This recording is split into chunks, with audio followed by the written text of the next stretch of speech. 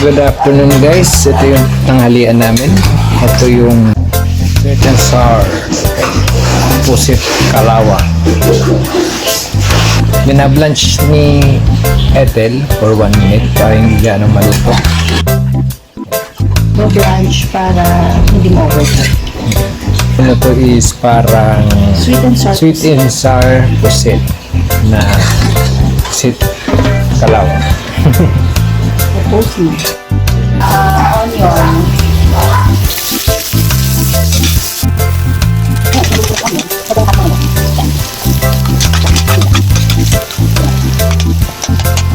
Tapos ang luya. Tapos pa siya.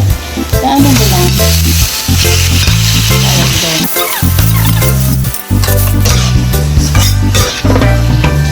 Ang minute lang. Kaya hindi mo over. Luya. Infuse lang yung luya. Ito. Onion. Yan na lang siya. And then after a minute, set aside Set na lang. aside ulit. Tapos yung sauce na gagawin.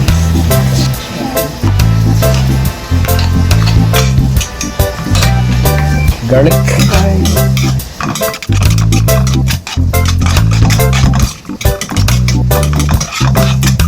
And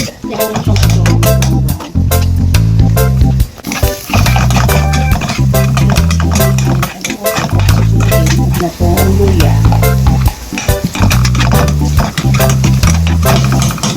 Nasama mo na, lagay mo sili. Chili flakes na, chili flakes dapat po. Wala tayong chili flakes. Sili lang po. Tatlong bukas.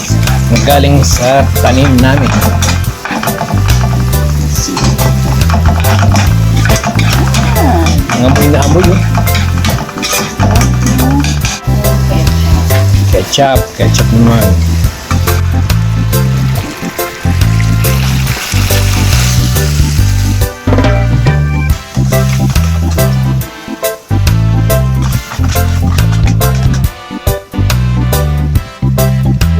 Bukas mong Pusit. pusit. Bukas mong pusit. Aning peke po yan guys. Original. Hani-hanihan lang yan. Ay, sayang. Pusin na natin. Garlic powder. Garlic powder.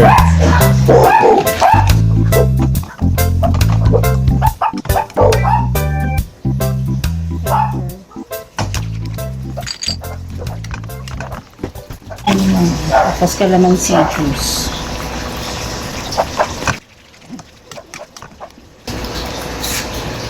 Sugar. Ayos. Sarap.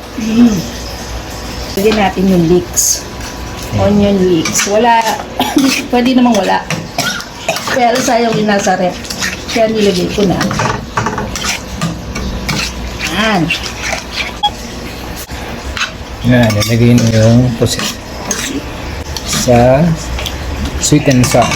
Pusit. Sweet and sour ba yan? Ah, Okay. diesel pa. Tatlo lang yung nilagay ko. Tatlo kayo pinaka-apat. 5 yun. 5 yun. Mabayaw. Kaya masabi ko nga sa'yo, matapang yung sili na yan eh. Ang tanim natin yun eh. Sana yung galing Taiwan yung pinalagay mo pa. Galing mo. Masarap. Sige. Ano mo doon? Guys, ayan ang luto ng aking asawa.